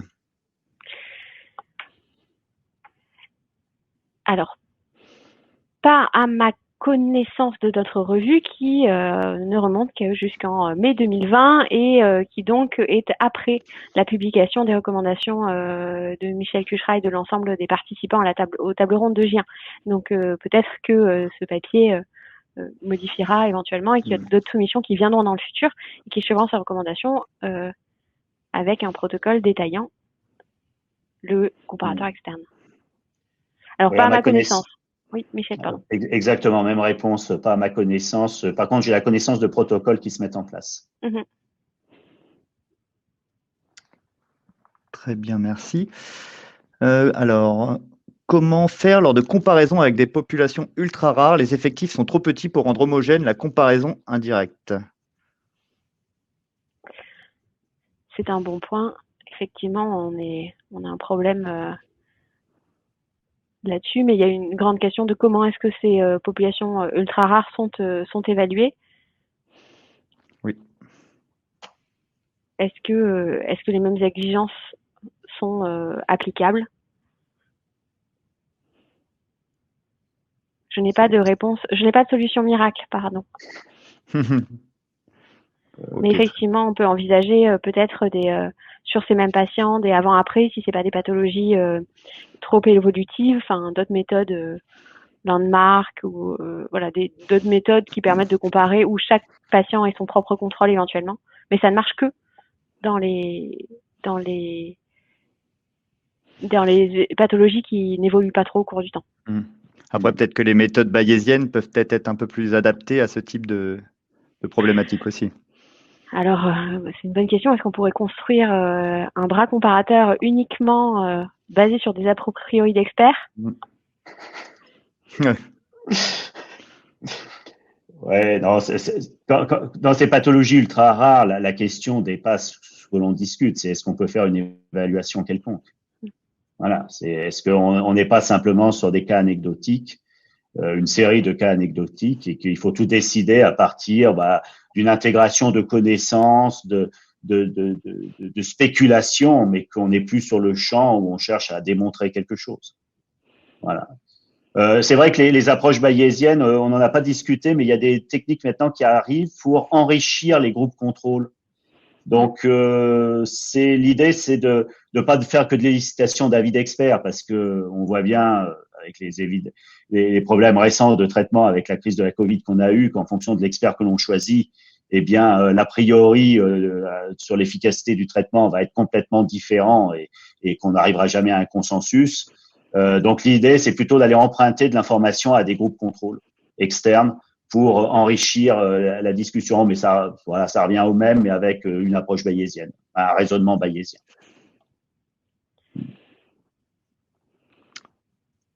Les méta-analyses en réseau sont utilisent principalement des méthodes bayésiennes déjà, mais sans a priori, sans information a priori, oui, sans faire gagner de puissance. On l'utilise parce qu'on ne savait pas faire l'inférence statistique sans passer par du MCMC, mais la philosophie n'était pas forcément bayésienne, tandis que là, dans l'empreinte d'information, on est sur une philosophie bayésienne. Très bien. Donc la question suivante, il y a pas mal de questions qui sont arrivées au dernier moment. Donc on a plein de nouvelles questions. Alors, est-ce qu'il existe un nombre minimum donné d'études cliniques nécessaires pour réaliser une méta-régression?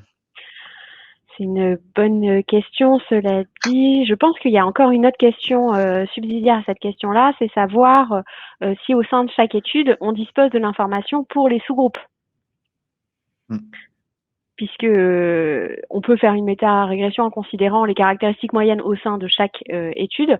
La question est de savoir, est-ce qu'on pourrait réaliser une méta-régression en subdivisant chaque étude en fonction des résultats en sous-groupes, ce qui permettrait du coup d'avoir plus de points, disons. Alors il faudrait prendre en compte du coup la corrélation des observations des sous-groupes d'une même étude, mais je ne connais pas de règle d'or qui disent le minimum pour faire une étude de régression. La question c'est est-ce qu'on a suffisamment d'informations, de points, donc de variabilité, et est-ce que ça converge? La réponse est connue depuis très longtemps. Hein. Pour le nombre de points pour faire une régression, pour un statisticien, il faut un nuage. Pour un physicien, il en faut 2. Et pour un médecin, un seul, c'est suffisant. C'est une boutade.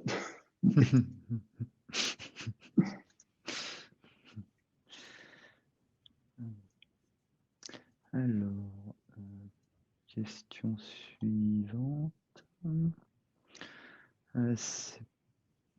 Alors, existe-t-il des guidelines ou des articles à utiliser pour évaluer la faisabilité d'une NMA? Donc, comme je le disais tout à l'heure, pas à ma connaissance, mais la faisabilité est bien citée dans un guide, dans les différents guides.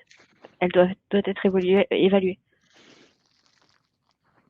Mais à ma connaissance, il n'y a pas de guideline spécifique pour cette partie-là.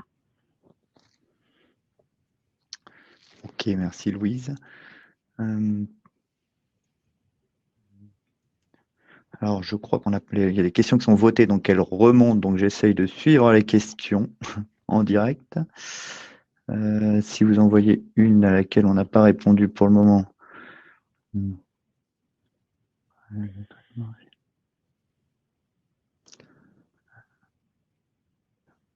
Donc, alors, une impulsion plus grande dans la mise à disposition et le partage de données individuelles des essais ne permettrait-elle pas d'améliorer la précision des analyses de comparaison indirecte? Donc une question de Laure. On a répondu, on l'a eu celle-ci. Similaire ou concernant le fait que oui, ça améliorerait grandement la qualité la crédibilité, disons, des études, et en tant que statisticienne, ça permettrait de résoudre certains problèmes, comme par exemple la gestion des données manquantes. Voilà. Alors, il y a la question, le problème des réserves sur les extrapolations mentionnées est plutôt Oui. lié au problème des hypothèses d'extrapolisation utilisées dans la modélisation économique. Tout à fait. C'est un des défis majeurs de la bonne utilisation des analyses, par exemple dans les analyses de sensibilité probabiliste dont on n'a pas parlé, qui sont assez spécifiques à la modélisation. Effectivement, en plus d'avoir cet aspect d'analyse indirecte, on a aussi le fait qu'il faut modéliser ça pour faire des extrapolations, et du coup les hypothèses de proportionnalité des risques, etc. doivent être vérifiées pour savoir quel modèle on va choisir et pour appliquer ensuite. Donc ça, effectivement, c'est intéressant. Ça pose des questions en plus qu'il faut vérifier quand on fait des comparaisons indirectes. Et qui font d'ailleurs l'objet de recherches et de nouveaux modèles qui répondent à ces interrogations. Comme les polynômes fractionnaires, comme... Alors, je vais descendre dans les questions également. Très bien, il y a une question. Alors, je vais peut-être rebondir moi aussi dessus après. Donc, faut-il justifier le choix d'une MAIC au lieu d'une NMA? Alors, il vaut mieux utiliser une NMA puisque les méta-analyses, et dont les méta-analyses en réseau sont dans sur la pyramide de l'évidence, des niveaux de preuve. C'est ce qui apporte le plus d'évidence, mais à condition que les hypothèses donc de transitivité, échangeabilité sont respectées, qu'il n'y a pas d'hétérogénéité qui serait incontrôlable. Donc en fait, on choisit la MAIC si on peut pas faire de NMA. Et on peut combiner une MAIC avec une NMA. D'accord. Oui, parce qu'on a vu tout à l'heure, donc quand tu nous montrais, les MAIC c'est assez récent au final hein, comme méthode utilisée. C'est des méthodes assez innovantes, mais on a vu que dans les avis des autorités, les avis étaient plutôt souvent négatifs. Les méthodes étaient souvent rejetées. Alors, donc, est-ce que c'est parce que, quelle est la raison, tu penses? Est-ce que tu penses que c'est lié au fait qu'il n'y a pas suffisamment de guidelines autour de tout ça? On n'a pas encore assez de cas d'usage? C'est vrai que les guidelines du NICE, je crois, datent de 2015, 2016, je sais plus. Donc, je pense qu'il y a une question vraiment de transparence sur la bonne tenue de ces MAIC, à savoir le choix des facteurs pronostiques, l'évaluation, toute l'évaluation des caractéristiques avant et après pondération, et le choix, comme l'a bien souligné Michel, comme on est en rétrospectif, de justifier du comparateur. Donc ça, c'est les commentaires qui ont été faits. Ce sont des choses qu'on peut améliorer, qui peuvent être faites correctement. Donc, peut-être que dans les soumissions suivantes, si on respecte ces aspects, à savoir être exhaustif sur la recherche de comparateurs, de sources de données, et lorsqu'on est transparent sur les facteurs pronostiques inclus, les méthodes d'ajustement, les résultats, ça risque d'améliorer effectivement l'acceptabilité, disons. Le fait que ces MAIC seront utilisés vraiment comme preuve. Okay. À défaut d'un essai randomisé à ce jour. Ouais. On peut peut-être aussi discuter le fait que quand on est obligé d'arriver à la MAIC, c'est qu'on a un problème de transitivité évident. Donc, on est en situation dégradée par principe. Et comme les exigences pour tout corriger avec la MAIC, ces ajustements, etc., sont quasiment inatteignables, la réponse, il faut faire une MAIC en théorie, mais la réponse qu'apportera la MAIC n'est pas satisfaisante. Et puis, il y a aussi la perte d'effectifs, même si ça, c'est très théorique, c'est virtuel, c'est perçu comme étant encore quelque chose qui va qui va apporter des résultats que sur un sous-groupe, des sous-groupes de patients, et l'extrapolation semble un peu excessive.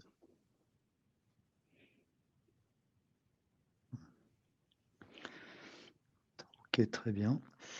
Je crois qu'on a fait le tour des questions.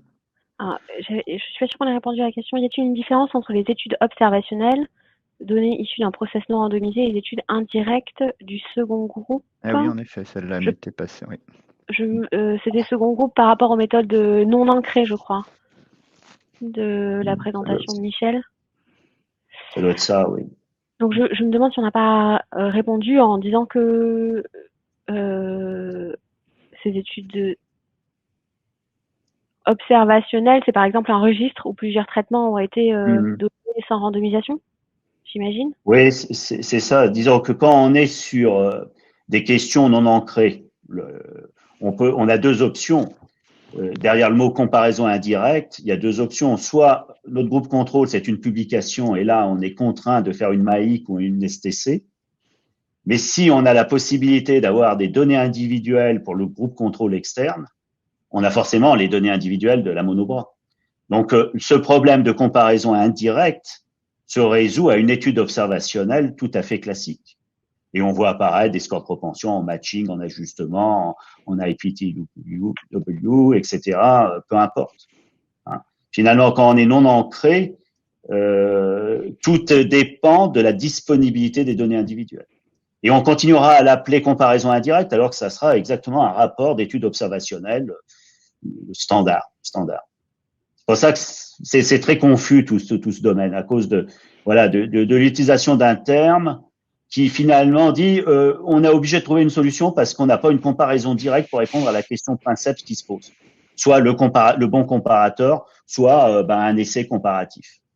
Et le terme indirect regroupe tout ça, mais vous voyez, il faut vraiment le décomposer pour savoir ce qu'il faut faire et où on en est et comment lire les résultats.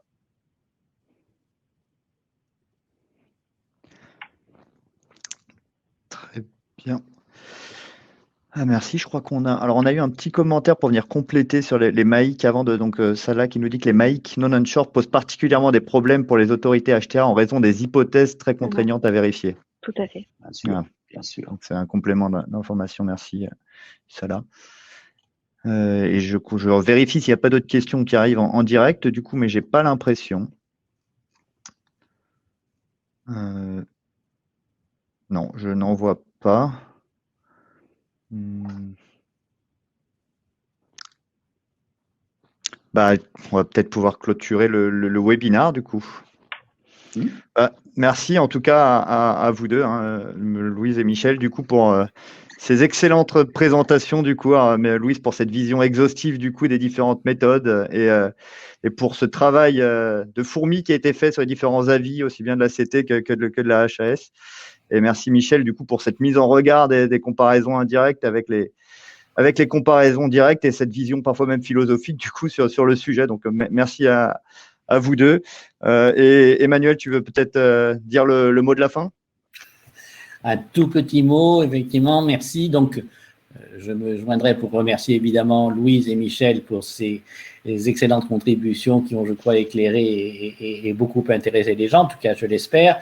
Pour rappeler donc que ce n'est qu'un début et que la SFDS, encore une fois, souhaite essayer de coordonner un effort pour aider justement à faciliter la réflexion autour de ça. Donc, toutes les personnes présentes à ce webinaire peuvent être les bienvenues, rester en contact via le site de la SFDS. Donc, encore une fois, le replay sera fait. Et donc, terminer les remerciements. Julien, merci pour la gestion des questions et remercier également ceux qui ont travaillé en arrière, donc en particulier Sandrine Fougère qui nous a aidés sur la réalisation technique de l'événement et je crois que ça s'est bien passé. En tout cas, j'espère que tout le monde a pu apprécier la qualité. Donc, encore une fois, vous pourrez la revérifier tranquillement dans le cadre de replay. Voilà, je vous souhaite à tous une bonne soirée et merci encore à tous les intervenants. Merci. Merci. Merci. Au revoir. Bonsoir à tous. Bonne soirée. Bonsoir.